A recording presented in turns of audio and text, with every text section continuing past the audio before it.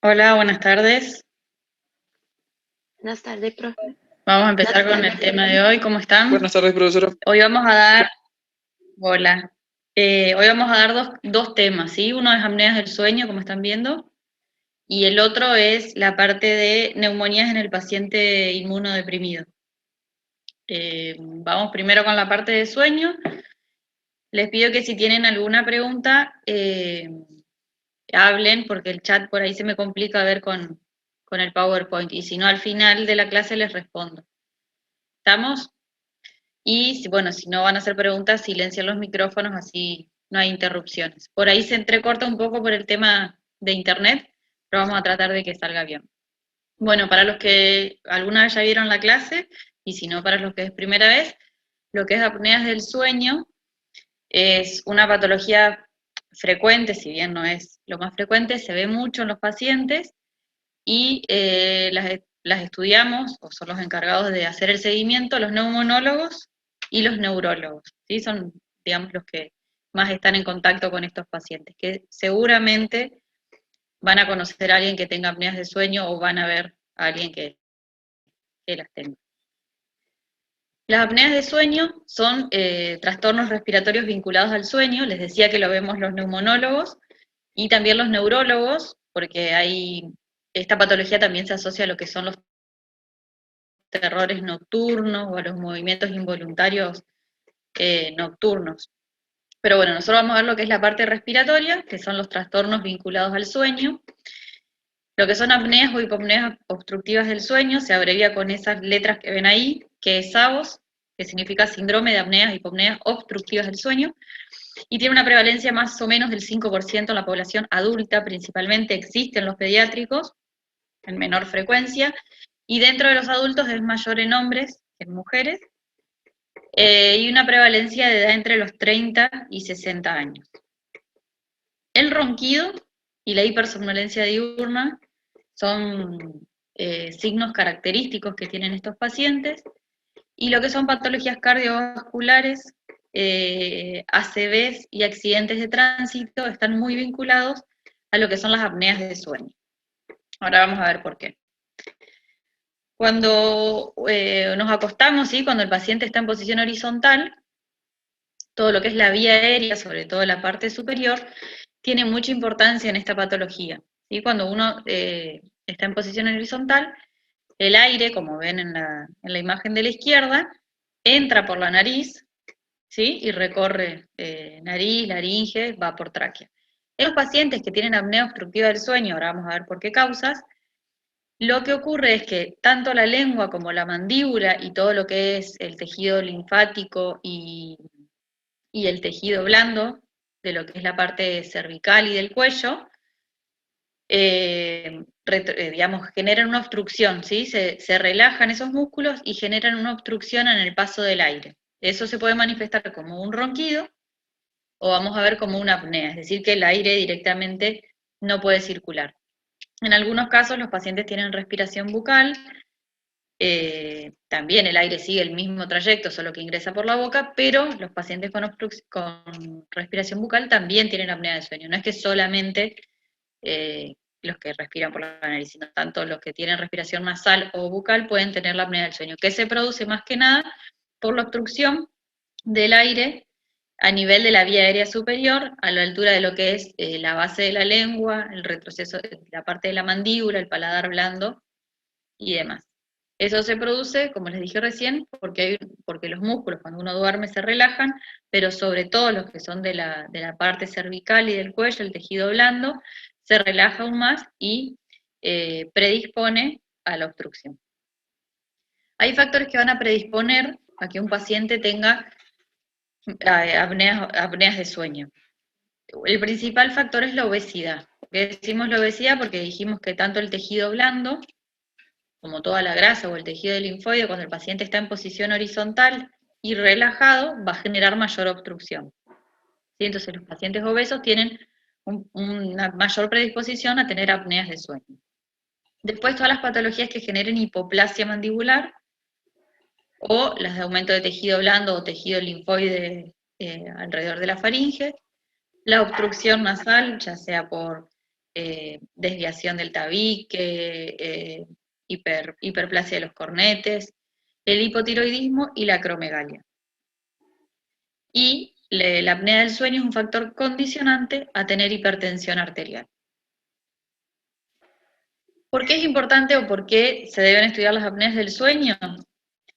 Fisiológicamente, lo que ocurre es que al haber una apnea del sueño, el paciente lo que va a hacer es respirar más profundo, ¿sí? Va a tener una presión negativa intratorácica mayor a la normal. Eso genera alteración en el volumen sistólico, alteración en el retorno venoso, aumenta la presión del ventrículo izquierdo y eso lleva a que se altere la contractilidad del músculo miocardio. Aparte hay mayor tono simpático, porque se va a manifestar como hipertensión arterial, va a haber mayor inflamación del endotelio y alteración de lo que es la leptina e insulina, lo que va a predisponer al paciente a la diabetes o al síndrome metabólico. Este es un cuadro que no sé si le pueden sacar una foto a la pantalla o lo van anotando, pero es como que resume lo que pasa en las apneas del sueño, ¿sí? Dijimos que la apnea del sueño era un aumento en el colapso de la vía aérea superior. Cuando el paciente duerme y se relaja, se estrecha la vía aérea superior, eso lleva al ronquido, a la apnea o a la hipopnea. Eso genera un aumento del esfuerzo inspiratorio y aumento de la presión intratorácica, que como consecuencia va a dar aumento del retorno venoso, aumento del tono vagal, va a dar bradicardia, hipoxemia e hipercapnia.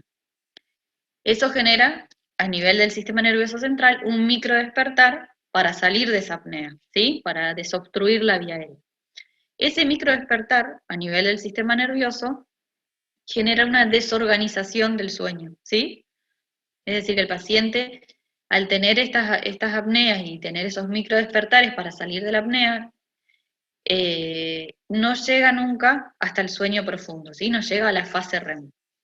A la vez que genera hipoxia, activación del sistema nervioso simpático, como dijimos, y se va a manifestar como hipersomnolencia diurna, sueño no reparador, cefaleas matutinas y alteraciones neuropsiquiátricas, cardiorrespiratorias o metabólicas. Entonces, cuando volvemos a que el paciente se despierta por obstrucción de la vía aérea, se despierta para desobstruir, eso genera alteración del tono muscular, alteración del tono simpático, movimientos y recién ahí el paciente reinicia el sueño. Es decir, que cuando tenemos apneas del sueño tenemos dos problemas.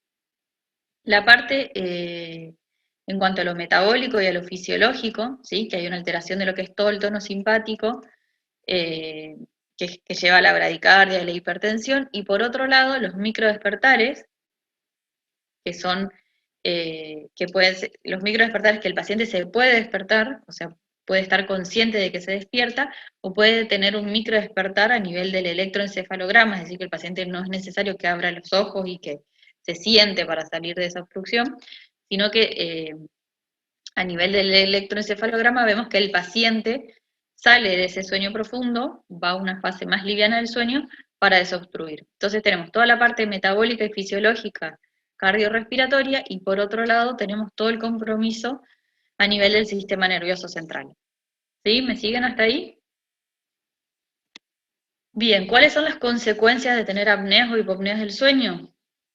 Como dijimos, lo más importante a nivel cardiovascular y del sistema nervioso central, como hay alteración del miocardio, predispone a los infartos, predispone a la ACV, trastornos neuropsiquiátricos como la depresión, alteración de la memoria, y la hipertensión, y después la parte metabólica, como da resistencia a la leptina y la insulina, predispone a la diabetes y al síndrome metabólico. ¿Cuál va a ser la clínica de un paciente que tenga apneas del sueño? Lo principal, por lo que nos van a consultar, va a ser la hipersomnolencia diurna. Lo primero que va a manifestar el paciente es la hipersomnolencia diurna, es decir, que el paciente duerme 6 horas, 8 horas o 9 horas, pero tiene un sueño que no es reparador, es decir, que se levanta y sigue cansado. ¿Sí? Eso pasa porque el paciente, por más que duerma 10 horas o 15 horas, nunca llega a la fase profunda del sueño, que es la fase donde se descansa, ¿sí? Es como que tener un sueño liviano. Entonces la hipersomnolencia es una de las manifestaciones más importantes. Y lo otro es la alteración cognitiva, ¿sí? Pérdida de la memoria o de la concentración, que son otros de los síntomas por los cuales el paciente puede consultar. Este cuadro resume así, en forma más rápida, los síntomas nocturnos por lo que puede consultar un paciente o los síntomas diurnos. Los de la noche dijimos principalmente ronquidos, que a veces los consulta el paciente porque hasta se escucha roncar o se despierta con su ronquido, o a veces el acompañante, quien duerma con el paciente, nos puede relatar los ronquidos o las apneas o el sueño inquieto, las posturas anómalas para dormir, la sudoración nocturna, la enuresis o lo que se llama la nicturia, ¿sí? Que es que el paciente altera su ritmo para orinar. Y después, dentro de los síntomas diurnos, el paciente tiene hiperactividad, déficit de atención, disminución del rendimiento, alteración de la conducta, la somnolencia, la cefalea matinal, retraso en el crecimiento, en el caso de los pediátricos, o la sequedad bucal. Bien, ¿cómo vamos a evaluar a un paciente que tenga apneas del sueño? En el consultorio hacemos tres cosas principales. Uno, aparte del examen físico, lo que le agregamos es medir el perímetro del cuello, ¿sí? Eso sobre todo para los pacientes obesos. Después hacemos evaluación de las fauces, que se hace con el score de Malampati, que alguna vez lo habrán escuchado nombrar. El score de Malampati evalúa la distancia que hay entre el paladar blando y la base de la lengua. ¿Sí? Este se usa más que nada para intubar, se usa en terapia. Y vemos que a medida que hay más, a medida que hay menos distancia entre lo que es el paladar blando y la base de la lengua, nos va a indicar que el paciente tiene más chances de tener una apnea de sueño, ¿sí? Una obstrucción de la vía aérea superior. Porque imagínense que si tiene un Malampati pequeño, como ser el de grado 4 o el de grado 3, cuando ese paciente se relaja cuando duerme, eso se colapsa aún más y predispone a la obstrucción de la vía aérea. Y lo otro que usamos es la escala de Epworth, que es un test que evalúa en el paciente la somnolencia diurna, la concentración, digamos, son una serie de, creo que son 10 o 15 preguntas, que evalúa si el paciente se duerme. Por ejemplo, cuando mira televisión, si se duerme sentado en la mesa comiendo, si se duerme trabajando, digamos, evalúa todas esas cosas. Es una escala específica para evaluar la somnolencia. El score de Malampati. Y después, ¿hasta ahí tienen alguna pregunta? No sé quién habla en el chat. ¿Alguna duda hasta acá? Bueno, y para estudiar las apneas del sueño, tenemos estudios específicos, aparte de la consulta clínica, tenemos estudios específicos y métodos de diagnóstico que se llama polisomnografía, ¿sí? La polisomnografía puede ser, es el estudio, digamos, el gol estándar para estudiar las apneas del sueño. Dentro de los estudios del sueño tenemos el más complejo, que es el gold estándar, que es el de nivel 1, que es la polisomnografía nocturna, y después podemos tener una polisomnografía en el domicilio del paciente, una poligrafía o una saturometría, ¿sí? Ahora les voy a explicar cada uno cómo se hace.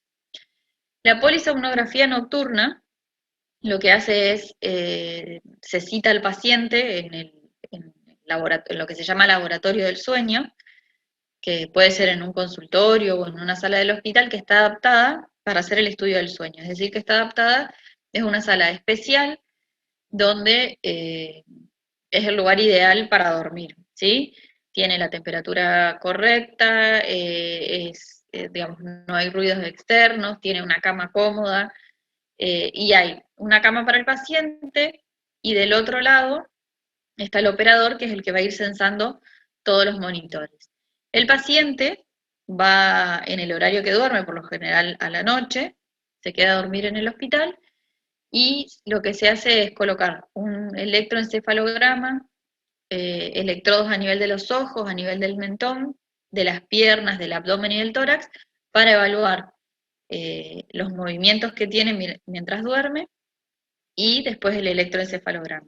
Y a la vez se les va a poner un sensor de flujo nasal, uno bucal, un saturómetro y un electrocardiograma. Entonces, con todo eso, el paciente se duerme y se va censando durante la noche ¿cómo es que se llama? Todos estos parámetros. ¿Qué parámetros hay? Como les dije, electroencefalograma, electroculograma, electromiograma. Eso para evaluar más que nada el sueño, las etapas del sueño, las fases que tiene. Y después a nivel cardiorrespiratorio, el flujo de aire, la saturación, los ronquidos y los movimientos. El resultado final de este estudio se ve en una planilla así. ¿Está? Esto, el que entiende de estudio del sueño, lo lee y lo va a interpretar. Pero lo más importante, o lo que quiero que vean, es que a la izquierda tienen todos los sensores que se le colocan al paciente, ¿sí? En la parte de arriba tenemos el electroencefalograma, el electrooculograma, el electromiograma, después tenemos un micrófono para evaluar si el paciente ronca, después tenemos las fajas o cintas a nivel del tórax y del abdomen, el saturómetro, y lo que evaluamos es si el paciente durante el sueño tiene todas las fases del sueño y llega a la parte profunda, o si durante las fases del sueño se despierta. No sé si vieron en fisiología o cuando estudiaron sueño, la fisiología del sueño, que hay distintas ondas de acuerdo a la etapa del sueño en la que uno está. Los pacientes que tienen apneas del sueño suelen estar en las etapas menos profundas de sueño, ¿sí? Nunca llegan a la fase REM. Y lo que vamos viendo es que a medida que el paciente intenta dormirse o quiere llegar a una fase profunda del sueño, se va a despertar, es decir, tiene un micro despertar a nivel del electroencefalograma. Por otro lado, vamos a ver que puede roncar o que puede moverse cuando ocurra ese micro despertar. Y lo otro que vamos a ir viendo es que en ese momento el paciente va a desaturar y a la vez las cintas que están a nivel del tórax y del abdomen empiezan a censar movimiento que se debe al movimiento que hace el paciente para vencer la resistencia que hay en la vía aérea superior, es decir, para salir de esa apnea. Todo esto lo lee el neumonólogo. ¿Y qué es lo que ustedes tienen que saber de esta parte? ¿Sí? Lo más importante.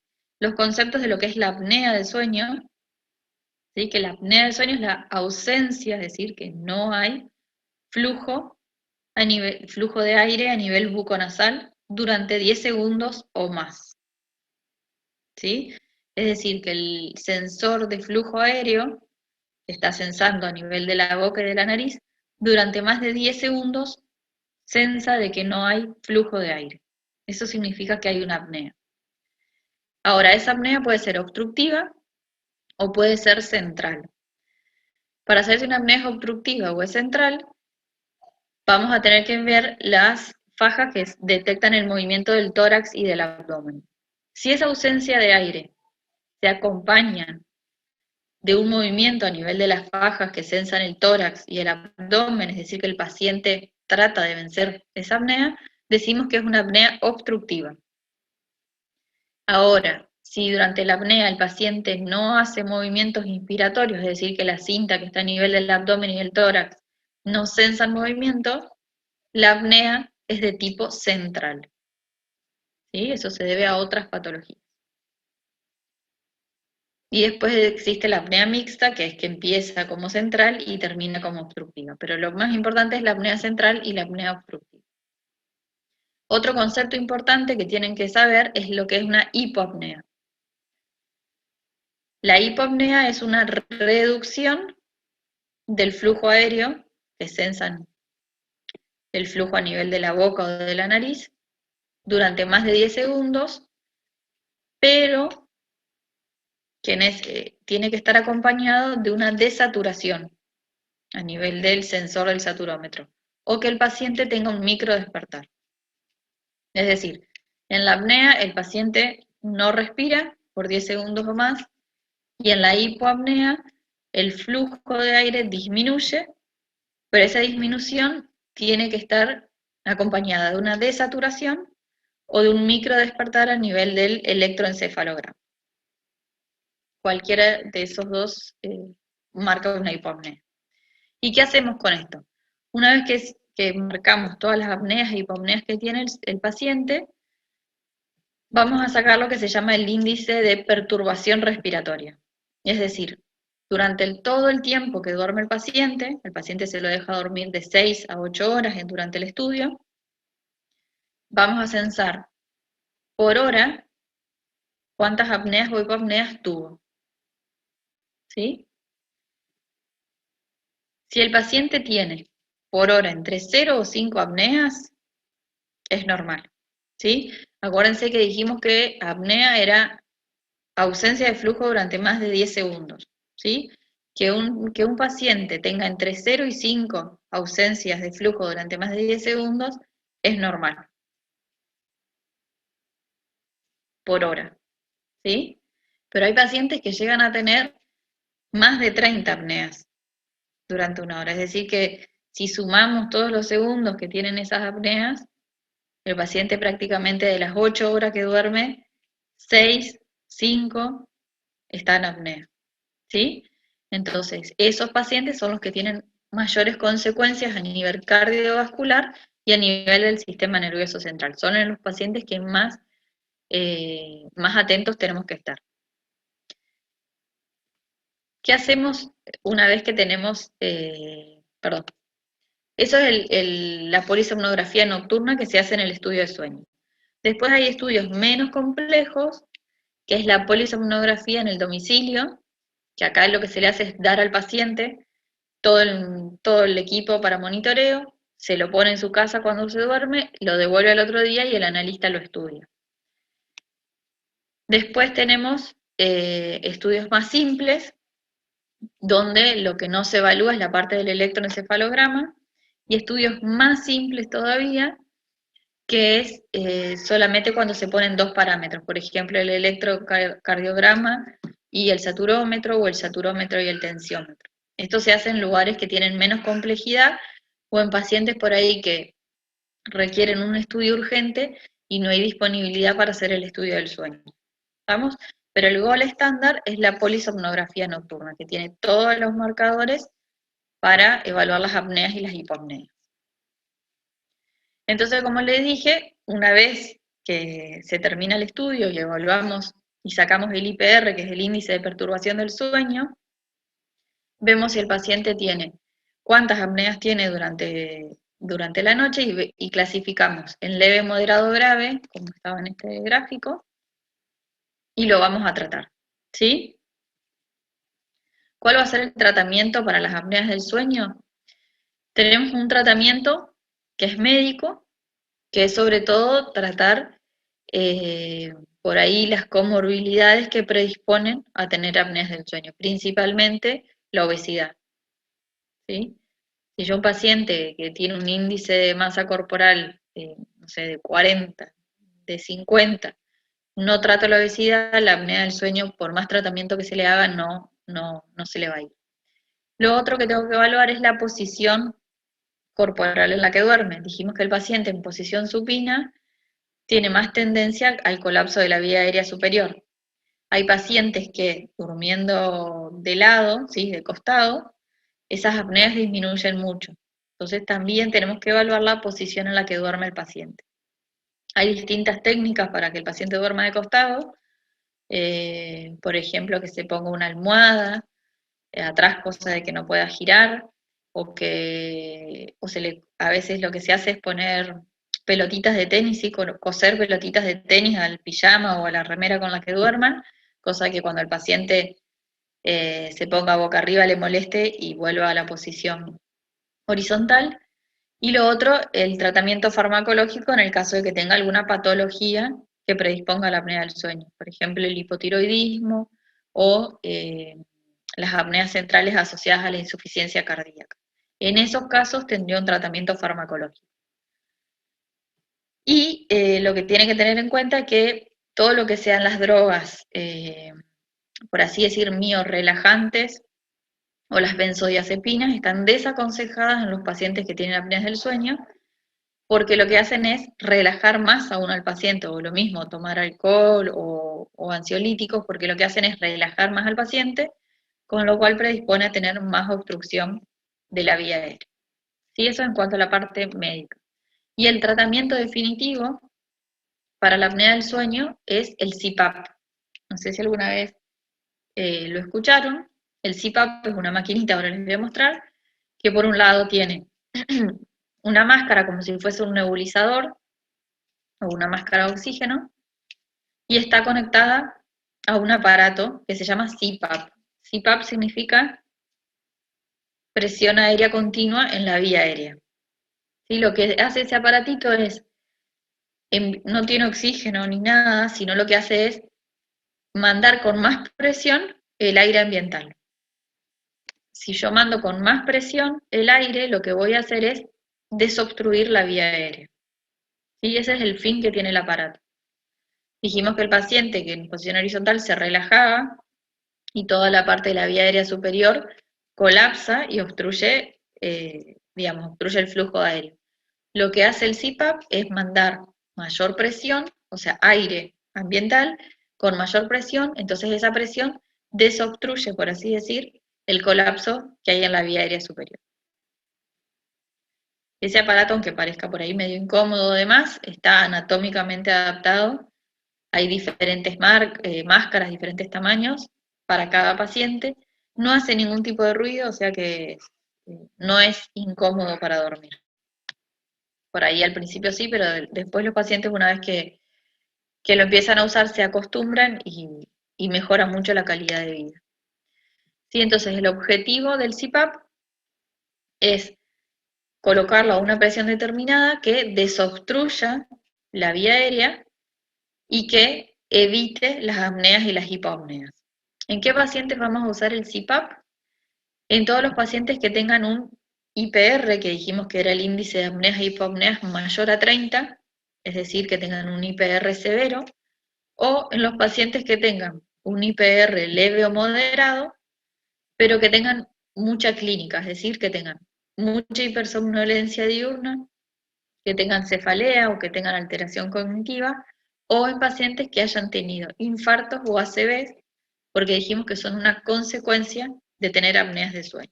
¿Está? Esas son las dos indicaciones principales para usar el CPAP.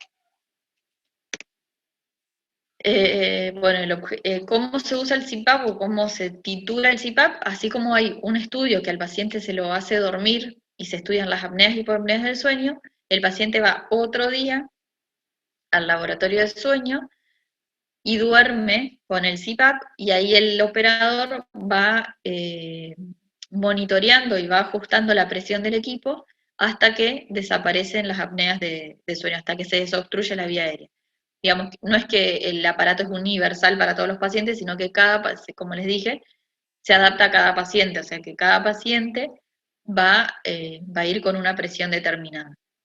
A medida, por ejemplo, los pacientes obesos, a medida que adelgazan y que mejoran su índice de masa corporal, es posible que el CPAP haya que ajustarlo, ¿sí? No es definitivo, sino que con el tiempo hay que ir controlando, monitoreando las presiones para evaluar que no se produzcan las apneas del sueño.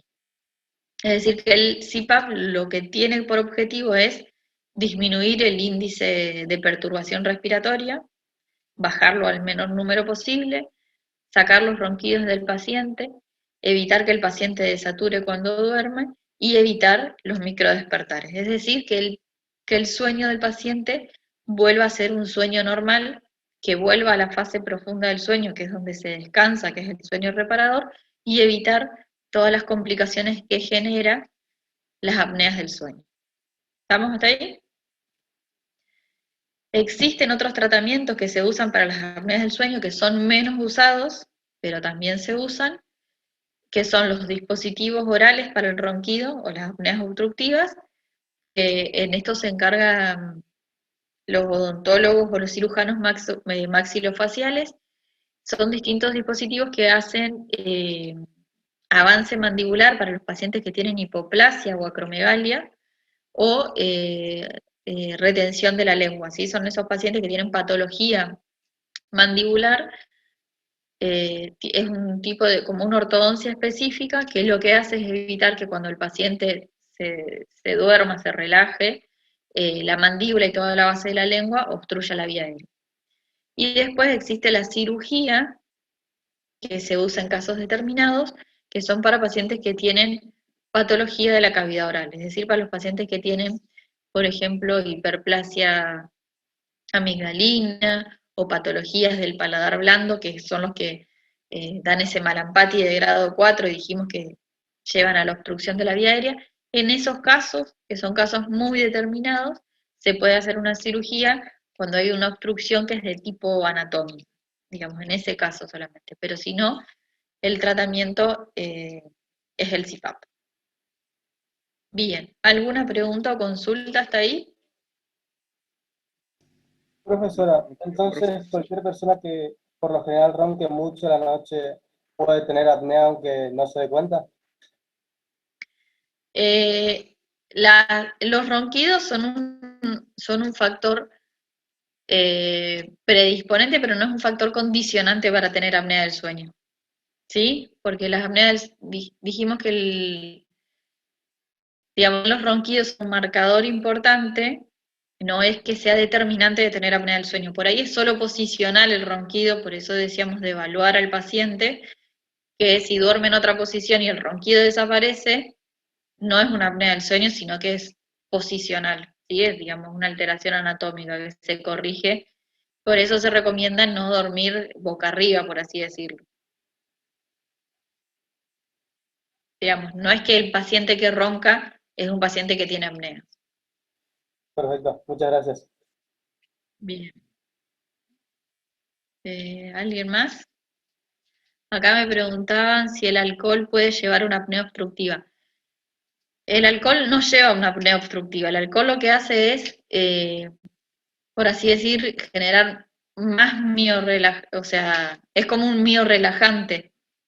Entonces el paciente que por ahí tiene una predisposición a tener una obstrucción de la vía aérea superior con benzodiazepinas o con alcohol, esa obstrucción se marca más. Por eso por ahí cuando hay personas que toman alcohol, cuando toman bastante alcohol y duermen, roncan, y es porque porque el paciente está más relajado todavía, todo lo que es la parte de la musculatura faríngea, y por eso se produce el ronquido. Pero no es que el alcohol genere una obstrucción, sino lo que hace es relajar más los músculos de la vía aérea superior.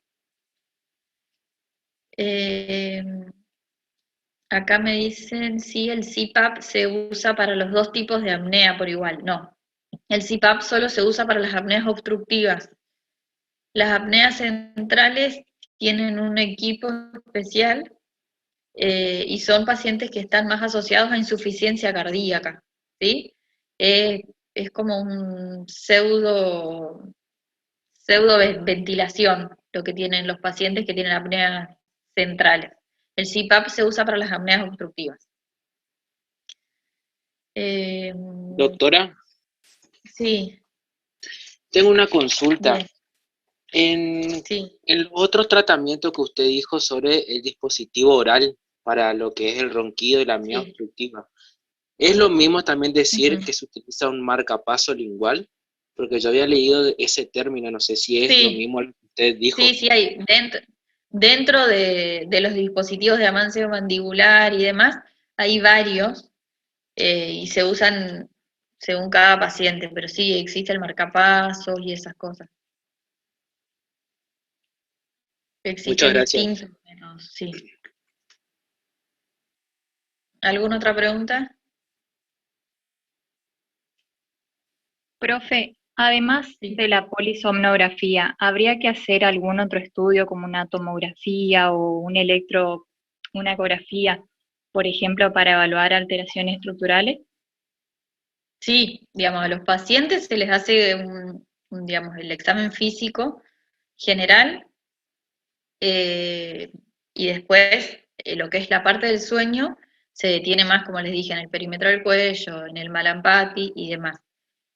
Hay algunas causas de apneas de sueño que son anatómicas, que en ese caso es a los pacientes que los estudiamos más, ¿sí? Que se encarga el otorrino o el cirujano de cabeza y cuello, todos los que sean alteración de la anatomía de la faringe. ¿Sí? En eso sí. Después, obviamente, al paciente se lo estudia para hipotiroidismo, se lo estudia para diabetes, se estudia todo lo que es el síndrome metabólico.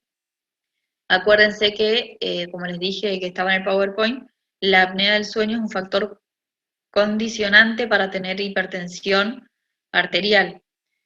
Cuando ustedes hacen el mapa, no sé si saben lo que es el mapa, es el monitoreo de la presión arterial continuo durante 24 horas, los pacientes que tienen hipertensión arterial suelen tener hipertensión arterial durante el día y cuando descansan a la noche esos valores de TA disminuyen.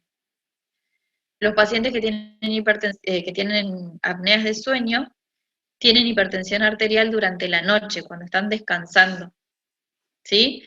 Por todo lo que les dije, que hay una alteración fisiológica de lo que es el tono vagal, el tono simpático, la bradicardia, el aumento de la presión intratorácica, eso predispone a tener hipertensión. Entonces, si a estos pacientes les hacemos un monitoreo de presión arterial, vamos a ver, o por ahí el diagnóstico lo hace el cardiólogo,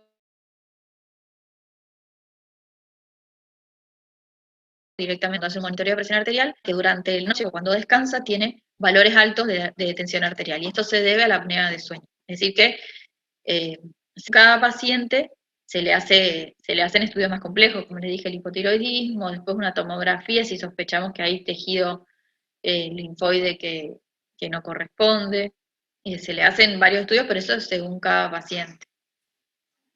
Doctora, Sí. esta apnea con las manifestaciones clínicas va piorando del grado con el pasar de los años o no? Sí, si no se hace tratamiento, empeora. Sí.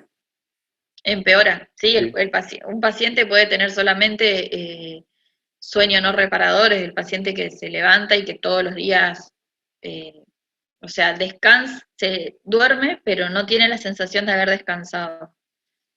Después puede empezar con cefaleas matinales, que son secundarias a la hipertensión arterial, alteración cognitiva, y después se va complicando con, no sé, un infarto o una ACV. Siempre los pacientes que son obesos y que tienen infarto y ACV, hay que evaluar que la causa, aparte, no sé, de la dislipidemia, de la hipertensión arterial, que la causa de ese ACV o de ese infarto no haya sido la apnea del sueño. ¿Sí? Si uno no lo trata, obviamente las complicaciones son graves. También los accidentes de tránsito, porque son pacientes que al mínimo que se relajan, se duermen. ¿Sí? Hay personas que cuando se les hace el test, y en la escala de Epworth, esa que yo les dije, el test que evalúa la somnolencia que tiene, hay pacientes que se duermen, no sé, mirando televisión antes de dormir, que bueno, eso es muy común cuando uno está cansado, pero hay pacientes que se duermen hablando, conversando en una reunión, digamos, o sea, la patología avanza y genera las complicaciones. Las más importantes, o por ahí las que hay que estar más atentos, es el ACV y el infarto, y los accidentes de tránsito. Sobre todo si es un paciente que está manejando, no sé, un transportista, un remisero, alguien que se dedique a esa profesión y tiene apneas de sueño, es muy peligroso. Profe. Doctora. Sí. Leticia, ¿hablaste? Sí. Profe, yo te quería preguntar, la apnea del sueño, o sea, central, perdón, yo puedo considerar que es una enfermedad de base que afecta al centro de respiratorio o no? Cualquier enfermedad de base que me lleve a una hipoxemia o algo así puede ser una apnea central. Claro, ahí sí el problema, como vos decís, está en el centro respiratorio, no es una apnea por obstrucción. Por eso el tratamiento no es el CPAP, sino que es como un sistema de ventilación parecido al de la ventilación de la terapia, y está muy asociada a la insuficiencia cardíaca. ¿Sí? No tiene que ver con la apnea obstructiva. Por eso el paciente cuando tiene apneas de sueño, tenemos que diferenciar si es central, porque tiene un tratamiento específico, o si es obstructiva, porque el tratamiento va a ser o las medidas médicas o el CPAP. Gracias. Bien. Doctora, Doctora, ¿Alguien más quería preguntar algo? Sí. una consulta. sí, Tratando doctora. la patología de estos pacientes, ¿suele mejorar los episodios de apnea, por ejemplo, estabilizando la tensión arterial y eso, o van a ¿Sí? seguir con estos episodios? No. La idea de tratar a este paciente es, como yo les dije, usar el CPAP es disminuir las apneas e hipopneas del sueño. Una vez que yo disminuyo las apneas e hipopneas del sueño, es decir, que el paciente no desatura, no tiene microdespertares, porque ventila bien, todas estas complicaciones, como ser la hipertensión arterial principalmente, mejoran. Y a los pacientes se los controla cada 3 o 6 meses con el CPAP, ¿sí? Porque, por ejemplo, tiene una apnea obstructiva con un índice de perturbación de 35, se le dosa el CPAP, se lo pone a una presión determinada, a los 6 meses se lo vuelve a estudiar en el laboratorio del sueño, así que el paciente va a dormir con el aparato, y vemos que tiene muchas menos apneas de sueño, entonces ahí lo que se hace es ir bajando la presión del CPAP, es decir, que el paciente a medida que hace el tratamiento va mejorando las apneas del sueño y obviamente la calidad de vida del paciente. No es un tratamiento que lo va a curar del todo, pero sí va a disminuir, por así decir, las comorbilidades que tiene. Muchas gracias, doctor. De nada. Doctora, última para cerrar. Doctora, una pregunta. Sí. Un minutito. Los cambios que le producen al paciente con hipotiroidismo, Sí. ¿son la razón de que le causa la apnea o son los cambios hormonales que le producen la apnea? ¿Cómo es tu pregunta? En el ¿Por qué el paciente que tiene hipotiroidismo se apnea, relaciona? sí. No, eso es por una cuestión hormonal. Viste que los pacientes que tienen hipotiroidismo son más, como que tienden más al sueño. Los hipertiroides son más activos y los hipotiroides son pacientes, por así decirlo, más tranquilos o más, sí, que tienen más tendencia al sueño. Si un paciente tiene apneas del sueño y a la vez tiene hipotiroidismo, todo eso va a estar más complicado. Entonces lo que tenés que tratar es el hipotiroidismo para evitar esa sensación de fatiga, de cansancio, limpiar eso que corresponde a la parte hormonal y ver cuánto es de apnea de sueño. Gracias, doctora. De nada. Doutora, ia só Sí. perguntar uma questão dudosa acá.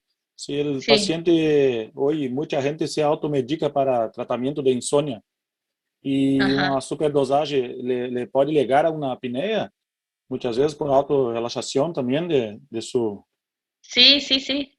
¿Cuántas veces, a ver, seguramente que a alguno le pasó Sí, de dormir al lado de alguien o de viajar en un colectivo a la noche y alguien ronca y de repente el ronquido se para y parece que el paciente se murió y de repente respira fuerte otra vez y uno se relaja?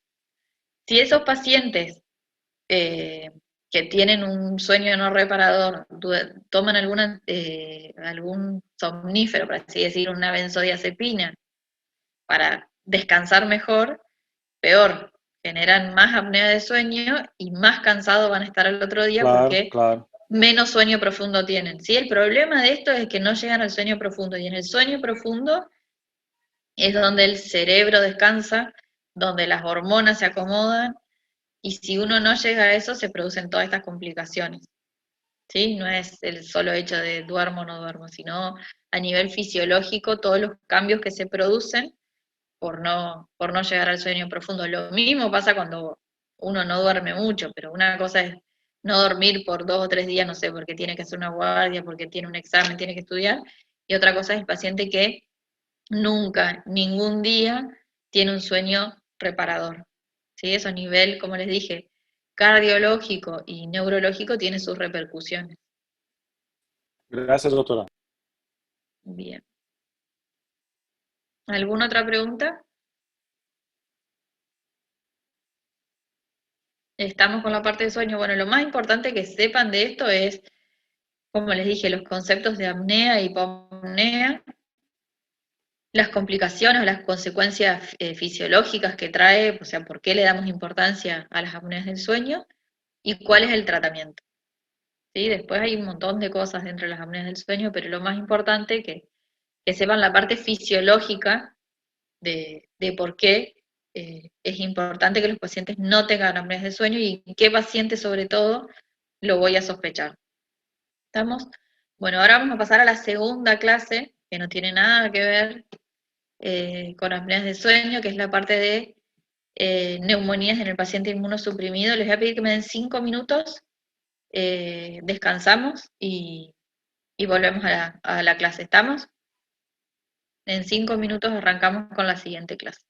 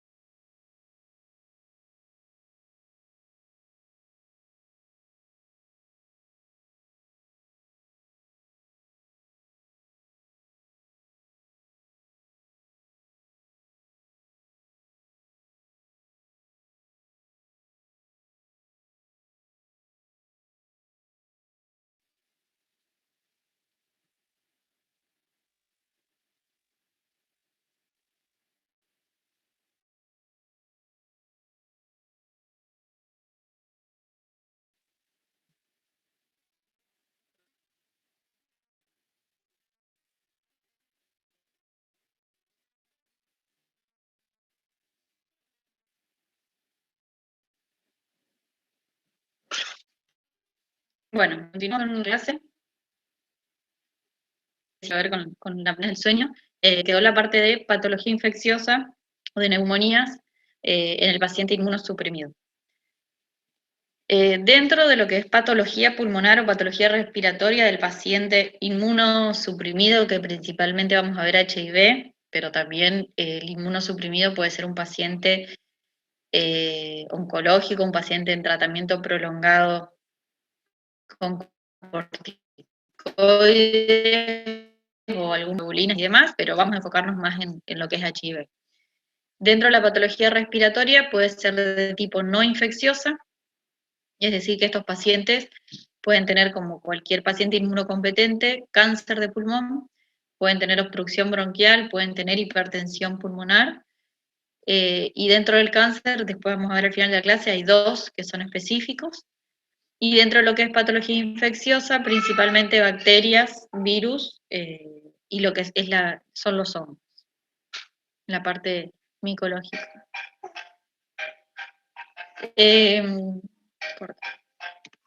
Bien, la incidencia de lo que son las muertes relacionadas a patología infecciosa por HIV a lo largo del tiempo fue disminuyendo una vez que se conocieron las drogas antirretrovirales y a la vez cuando los pacientes hacen lo que es la profilaxis en el tratamiento antirretroviral. No sé si sabían que los pacientes tienen el tratamiento antirretroviral y algunos pacientes, de acuerdo a la carga de CD4, del linfocito CD4 que tengan, se les agrega una profilaxis para distintos tipos de bacterias y evitar las infecciones.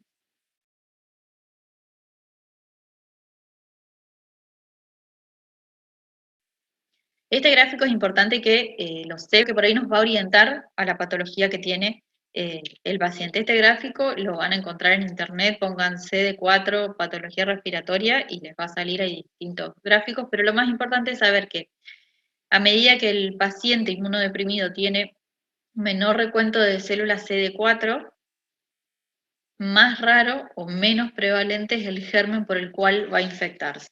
¿Sí? Pacientes que sean inmunodeprimidos y tengan un conteo superior a 200 células CD4 pueden tener, como los pacientes inmunocompetentes, neumonías bacterianas. Disminuye, aparecen los gérmenes que son menos prevalentes o que son más prevalentes en pacientes inmunodeprimidos, como ser el neumocito Girobenchi, como ser los hongos como la criptococosis, la histoplasmosis, parásitos como el toxoplasma, algunas bacterias por ahí más raras como la pseudomonas, virus como citomegalovirus y todo lo que es la familia de herpes. Entonces, tenemos que saber en estos pacientes el compromiso pulmonar, evaluar el origen del HIV, ¿sí? Si fue por vía vertical, si fue por drogas o por vía sexual, antecedentes, si es la primera infección, si es la primera infección, si ya tuvo otras enfermedades infecciosas, si realiza o no profilaxis, y después vamos a evaluar en la radiografía si tiene nódulos, si tiene una consolidación o si tiene una radiopacidad de tipo difusa. Como siempre les digo, estos pacientes con la radiografía nadie va a diagnosticar citomegalovirus o nadie va a decir tiene diagnóstico de una pseudomona. Lo que vamos a ver es, de acuerdo al patrón radiográfico o tomográfico que tengan y de acuerdo al recuento de CD4, nos va a orientar al posible germen. ¿Sí? En cuanto a lo que es neumonía, en los pacientes inmunosuprimidos tienen una incidencia o mayor probabilidad de tener neumonía por neumococo, influenza, pseudomonas o estafilococcus aureus, con una clínica que es similar a la de inmunocompetente, pero un curso más agresivo. ¿Sí? Estos pacientes, aparte de hacer la consolidación, se les suele asociar un derrame pleural o se suele complicar con una empía. Eso en cuanto a las bacterias o los gérmenes más prevalentes de neumonía. Después van a leer en el libro que existen gérmenes que son frecuentes en pacientes inmunodeprimidos. Uno de ellos es la nocardia. La nocardia suele verse en pacientes que tienen menos de 200 CD4. Se manifiesta primero con lesiones en la piel o abscesos en el sistema nervioso central, y a nivel del parénquima pulmonar va a generar una consolidación que después se cavita. Así como ven en la imagen, en el lado derecho tiene una consolidación y si ven bien, tiende a cavitarse. ¿Cómo hago el diagnóstico de que es una nocardia? Porque dijimos que con la imagen nadie hace diagnóstico, sino sabiendo los CD4 puedo pensar que es una nocardia, y después mediante un estudio, que en este caso puede ser un cultivo del esputo o un lavado broncoalveolar o una biopsia, se aísla el germen. ¿Sí? El tratamiento para esta bacteria, van a leer que es un tratamiento largo, son 6 semanas, y de antibióticos combinados. Por lo general se usa trimetroprima asociado a un aminoglucósido que es la amicacina. ¿Estamos? Todas estas bacterias que son poco frecuentes y que las vemos en pacientes inmunodeprimidos, en sistema nervioso central generan una consolidación, en pulmón generan una consolidación o derrame o lo que sea, vamos a ver, y están acompañados por compromiso de otro órgano, que por lo general es piel o sistema nervioso. Después tenemos la Bartonella, que también es frecuente, que lo que genera es lo que se llama angiomatosis basilar, es una proliferación en los vasos de la vía aérea respiratoria, está acompañada de lesiones en piel, y se va a manifestar como nódulos a nivel de la tomografía, asociado a adenopatías en el mediastino. Después otra bacteria es el Rhodococcus, que también va en pacientes con menos de 200 CD4, está asociada a lesiones cavitadas, que tienen paredes gruesas, y derrame pleural. ¿Sí? Esto puede ser también una tuberculosis, por eso siempre hay que aislar el germen para hacer el diagnóstico. Y el tratamiento también es prolongado y lleva antibióticos combinados. Después tenemos las micosis. que son muy frecuentes en estos pacientes, sobre todo cuando hay menos de 100 CD4, menos de 150 CD4. La criptococosis tiene el compromiso en sistema nervioso central o compromiso pulmonar, que se va a manifestar como nódulos o infiltrado reticular y está asociada al derrame pleural. Y después el histoplasma, que es otro hongo frecuente, genera una infección diseminada que tiene principalmente compromiso cutáneo y a nivel del parénquima pulmonar es una imagen inespecífica, o sea, es una imagen, un infiltrado de tipo retículo nodulillar, pero lo más característico son las lesiones de piel. Y el diagnóstico se puede hacer por una fibrobroncoscopía con lavado o directamente biopsiando las lesiones de la piel. Después tenemos el Aspergillus, que tiene diferentes formas de manifestarse, que también varía con los CD4 del paciente. En pacientes que tienen pocos CD4, es decir, menos de 50, se manifiesta como forma invasiva. La forma invasiva genera necrosis en el parénquima pulmonar. Y la otra forma característica, van a leer que se llama micetoma. Micetoma, esta es la forma invasiva, la necrosis tisular, como les dije. Puede ser cualquier germen, tenemos que hacer el diagnóstico con el aislamiento. Y el micetoma sí que es característico, y este sí, viendo la imagen podemos hacer diagnóstico, es el hongo que se aloja en una cavidad que ya estaba formada. Por ejemplo, un paciente que tiene bullas, o que tiene quistes, o que tiene una cavidad vieja por otra causa, el hongo se aloja en esa cavidad y crece ahí dentro y forma lo que se llama micetoma, que es como una pelotita de hongo adentro de esa cavidad.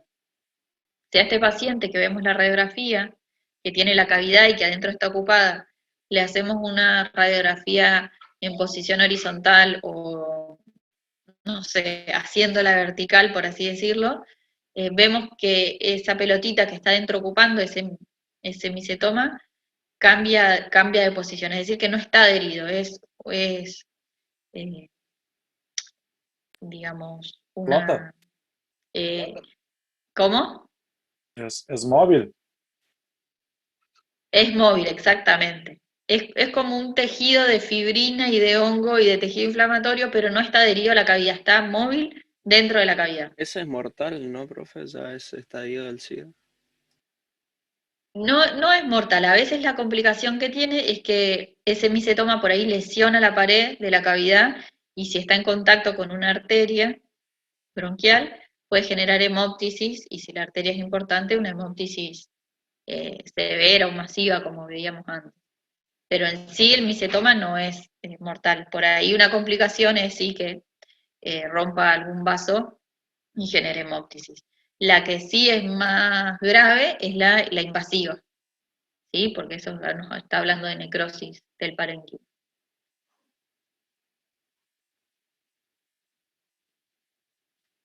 Bien. Y después otro germen sí, que les recomiendo que lo lean, porque es muy frecuente y es característico de pacientes de un HIV, es el Pneumocystis carinii o Pneumocystis jirovecii. Por lo general se desconoce la vía de contagio, se cree que uno se contagia en la infancia o a lo largo de la vida y queda latente, y cuando hay inmunodepresión se manifiesta. Antes se veía, cuando apareció todo lo del SIDA, HIV, era más frecuente en pacientes homosexuales o de raza blanca, pero ahora eso ya no ocurre tanto. También bajó la prevalencia una vez que inició lo que es la profilaxis, estas drogas que yo le decía, aparte del tratamiento básico del paciente con HIV, la profilaxis para pacientes que tienen menos de 100 CD4, se les da trimetroprima sulfa 3 veces a la semana, con el fin de evitar la infección por este germen. Es decir, que a veces se ve poco, o lo vamos a ver en pacientes que es su debut de inmunodepresión, o en pacientes que tienen inmunodepresión y no tienen profilaxis para PCP. La clínica es una neumonía bilateral, el paciente cursa con una neumonía, pero la característica es que rápidamente lleva a la insuficiencia respiratoria. Si el paciente se estresa y termina en insuficiencia respiratoria a las 24 o 48 horas. Y otra cosa característica, que también es otro germen que por ahí podemos hacer el diagnóstico entre la clínica y la imagen, es que tiene un infiltrado radiográfico o tomográfico característico que se llama en alas de mariposa. ¿Sí? Porque la neumonía, ahora vamos a ver una imagen, es bilateral y suele ser en los campos medios. Bueno, también puede tener nódulos o puede tener quistes, y el tratamiento es un tratamiento prolongado que se hace con trimetroprima sulfa, siempre ajustando la dosis al peso del paciente, y en los casos que curse con insuficiencia respiratoria se le agrega corticoides. Y son pacientes que, de acuerdo al curso de la neumonía, se los trata en terapia. Esto es lo que les decía, el infiltrado en alas de mariposa, porque es una neumonía bilateral que suele comprometer a los campos medios, y se le dice en ala de mariposa porque, bueno, el mediastino vendría a ser el cuerpo y la neumonía bilateral vendrían a ser las alas. Es como una imagen muy característica que cuando uno la ve y ve al paciente con la disnea o la desaturación, siempre es neumonía por PSP. Y lo que se ve en tomografía de esta imagen es imagen en vidrio esmerilado. ¿Se acuerdan lo que era el vidrio esmerilado? Es como ese vidrio que tapa, pero deja ver lo que hay atrás, ¿sí? Es como esa imagen gris que vemos en la tomografía de la derecha. Bien, y después otros gérmenes que hay en estos pacientes, o que son prevalentes en estos pacientes, son las micobacterias no tuberculosas. La micobacteria tuberculosis puede dar en cualquier paciente, también inmunocompetente, pero suele ser una manifestación para los pacientes que tienen HIV, puede acelerar el curso del HIV, y el compromiso puede ser, de acuerdo al recuento de CD4 que tengan, puede ser imágenes cavitadas, igual que la tuberculosis común, o puede ser una TBC miliar. ¿Sí? Los gérmenes más comunes es el Kansasi y el complejo avium, que son las micobacterias Kansasi o avium. Y como les dije, de acuerdo a los CD4, pueden ser lesiones inespecíficas, como una tuberculosis miliar, o pueden ser imágenes cavitadas. Siempre en estos pacientes hay que hacer diagnóstico del germen, hay que hacer cultivo del esputo o cultivo del lado broncoalveolar para llegar al diagnóstico. Dentro de los virus, principalmente lo que es la familia del herpes virus, que van a generar neumonías o traqueobronquitis. El citomegalovirus, que da imágenes nodulares. Y el Epstein-Barr también suele dar neumonías, que va a dar nódulos perivasculares. Y estas son algunas de las imágenes que se ven en neumonías de tipo viral. Nadie sabe qué virus es hasta que se aísla, obviamente, pero la característica que es vidrio esmerilado, suelen ser bilateral y a la vez tienen imágenes nodulillares. Y en cuanto a los parásitos pueden ser, dan lesiones inespecíficas, ¿sí? Como dijimos, puede dar vidrio esmerilado, puede dar nódulos, puede dar imagen retículo nodulillar, pero los principales que comprometen al parénquima pulmonar va a ser el toxoplasma, el estrongiloides y los microsporingos. Bien, hasta ahí de la patología infecciosa o las neumonías. ¿Alguna pregunta? Cada una tiene su tratamiento específico y obviamente no son tratamientos de 7 o 10 días como el paciente inmunocompetente, sino que los tratamientos varían de 3 a 8 semanas de acuerdo al germen y de acuerdo a la respuesta del paciente. Y además hay que ver si es solo compromiso respiratorio o, como les dije, hay compromiso del sistema nervioso central o lesiones en piel, con lo cual el tratamiento va a ser más prolongado todavía.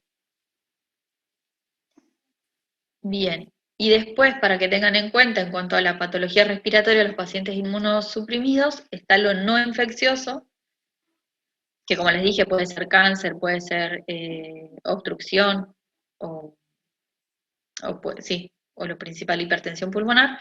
Lo mismo, tenemos que saber el recuento del CD4 y saber que con menos de 100 célula CD4, lo que más se predispone es el linfoma y el sarcoma de Kaposi. El sarcoma de Kaposi ocurre cuando hay menos de 150 CD4, se suele manifestar como lesiones en piel, que son violáceas, ahora les voy a pasar una foto, y puede comprometer a cualquier parte de la vía aérea, desde orofaringe, laringe, parénquima pulmonar, y la parte gastrointestinal. Hay pacientes que a veces, haciéndole una fibrobroncoscopía, se encuentran estas lesiones y ya se hace el diagnóstico sin tener por ahí manifestación clínica todavía. Pero es frecuente en los pacientes que tienen bajo recuento de CD4. Estas son las lesiones que dan piel, y a nivel del parénquima dan nódulos e infiltrado retículo nodulillar, y esto es lo que les decía, es la imagen de una fibrobroncoscopía, la tráquea, y al final se divide en la carina izquierda y en la carina derecha, y vemos que a nivel de las paredes de la tráquea aparecen esas lesiones rojo-violáceas, se hace biopsia de eso, y con eso ya se hace el diagnóstico del sarcoma. Y lo otro, el linfoma, que es la segunda enfermedad prevalente, digamos, no infecciosa, respiratoria, también está asociado a los CD4, si es linfoma de Hodgkin o no Hodgkin, y se manifiesta principalmente por imágenes de tipo nodular y compromiso de los ganglios del mediastino.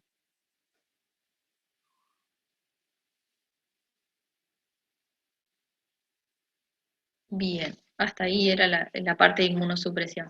Pero como les dije, hay un montón de bacterias, de hongos o de estas neoplasias, que sí o sí, para hacer el diagnóstico definitivo, tengo que tener una muestra o de la bacteria o de la lesión.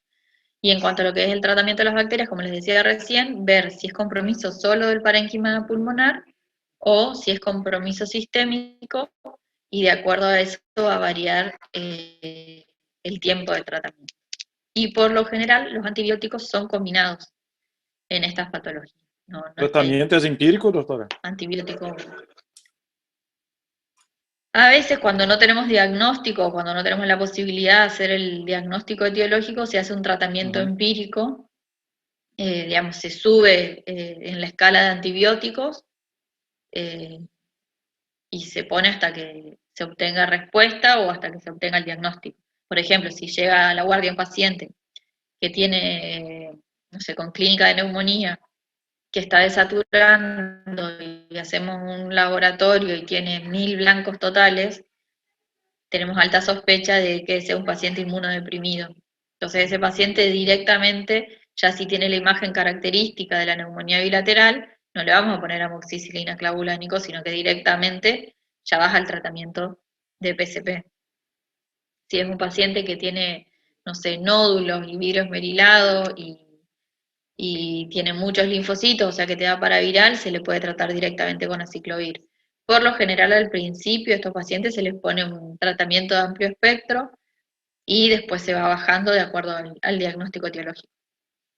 Pero lo más característico o lo más frecuente de ver es la neumonía por PCP, y después lo que es la tuberculosis, que siempre hay que diferenciar de bacterias, de micobacterias no tuberculosas, y después, bueno, esas son las principales. Pues sí, hay causas virales, hay parásitos, pero lo más frecuente lo que se ve con más frecuencia es la neumonía por PCP en estos pacientes.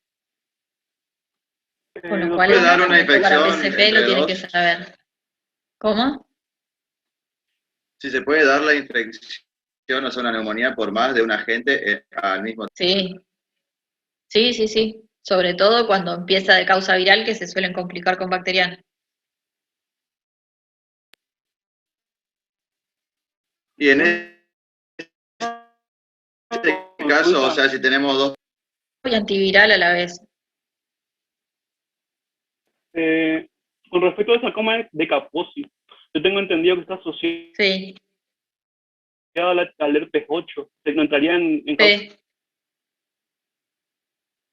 Sí, digamos, es como la etiología, pero puede manifestarse solo, digamos, es como que tiene un origen medio indeterminado, pero no se lo engloba tanto como lo infeccioso acá, sino como lo neoplásico. Y desde el punto de vista neoplásico, ahí hacemos una quimioterapia directamente, por Sí, cómo estaba ahí en la imagen que usted nos mostró. Sí, se hace biopsia, se hace el diagnóstico del sarcoma y empieza quimioterapia si dan las condiciones del paciente.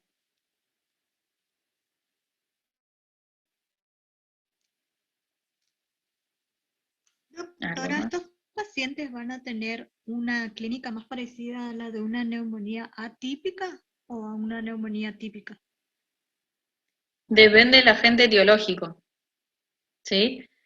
Pacientes con neumonía por neumococo van a tener una neumonía común, pero como les dije, por ahí se asocia a un empiema o a un derrame pleural, y la PCP es más de las atípicas. Uno cuando oculta a estos pacientes no tienen nada llamativo o tienen poca manifestación en el examen semiológico, y sí mucho en lo que es la radiografía o la clínica. Bien, ¿alguna otra pregunta?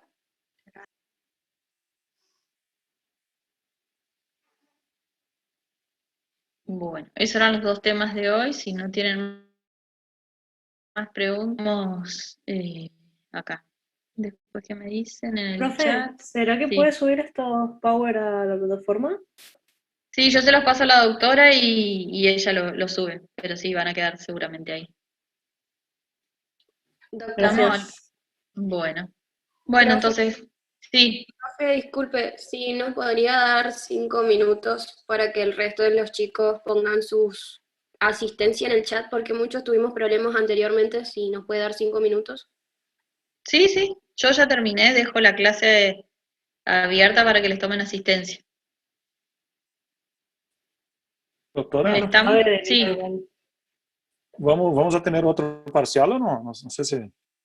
No sé si tienen otro parcial o ya viene el examen.